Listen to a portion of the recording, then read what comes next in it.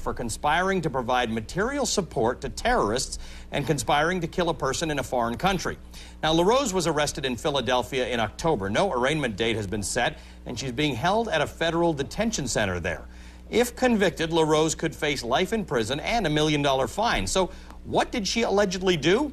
The Justice Department says LaRose and 5 unindicted co-conspirators recruited men on the internet to wage jihad in South Asia and Europe. Women were also allegedly recruited who had passports and the ability to travel to and around Europe. Fascinating story. Let's bring in Susan Candiotti.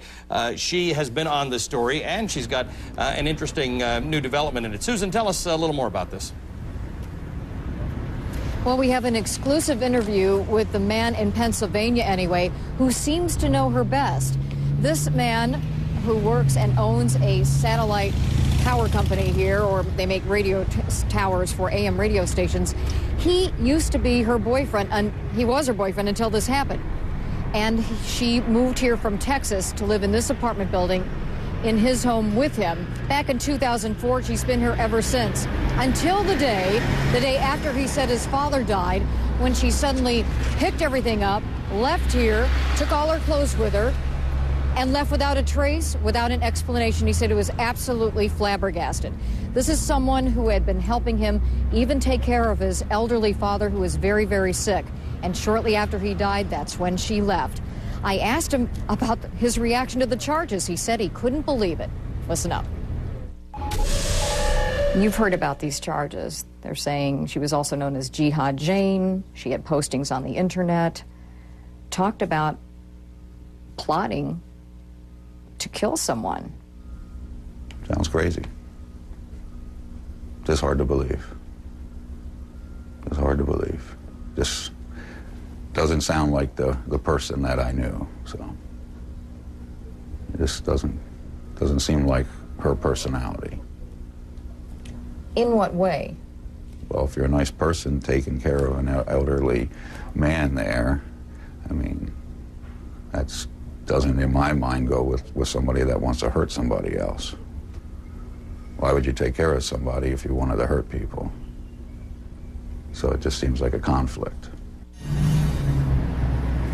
Now again, this man, Kurt Gorman, said his ex-girlfriend had no hobby. She stayed at home. She played games on the computer. She also listened to music videos, but he said she really had no friends here. And so he was clueless that anything was wrong until suddenly he got a phone call from the FBI last summer, not long after she left. They came over. He wondered what in the world was going on. He was worried about her, he said. And then they started asking some of the same questions we are. What kinds of things did she do on the computer? That kind of thing. Eventually, he went to testify before the grand jury to talk about what he knew. And that's when he learned that by then she was already in FBI custody. But I asked him, did he really think she was capable of pulling off something like this? All right, well, when we come back, stay right there. We're going to take a quick break. When we come back, we're going to get his answer to that. We're going to find out whether this woman, Jihad Jane, was really ever a serious threat. What possibly got her into this whole business? Susan Candiotti, right after the break. All right, Susan Candiotti's back with us again. She is following the story of Colleen LaRose in custody right now, known as Jihad Jane. Susan, do we have any sense of, well, clearly you didn't get much of a sense from the ex-boyfriend. Well, how did she get involved in this? How did she get tied up into alleged terrorist activities? You know, he's absolutely clueless about this, and this is a man who spent day in and day out with her for 5 years. Now, he acknowledges he's a workaholic, and he didn't know what she was doing at home on the computer. He thought she was just playing video games. So he said he didn't know anything about how she could have gotten involved with these online postings that we've now heard about, where she was allegedly trying to draw people in and become a jihad. So I asked him, did you think she was really capable of what she's now being accused of? Here's what he said. She wasn't no rocket scientist, so hard to say what somebody thinks there or how much they know, but it's not like she was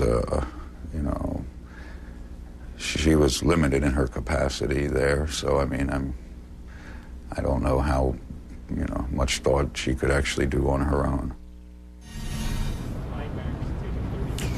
Now, he did say that she had suffered from a bit of depression. He said that she had lost her father and her brother to cancer, and so this was very hard on her. And he said now, of course, the loss in his family as well. Sure. So he said, I don't know, maybe this had something to do with it, but he didn't really know for sure, Allie. Susan, in your reporting of this story in the last day or so, have you got some sense of whether she was considered a serious threat? Well, I can tell you that according to federal prosecutors and law enforcement officials with whom we've spoke, they think that she was a serious threat. They believe that she was part of a conspiracy, no doubt about it in their mind. Of course, we'll have to see the evidence play out in court. All right, Susan Candiotti, our national correspondent in Pennsburg, Pennsylvania. As always, a pleasure to have you on our show. Susan Candiotti, thank you.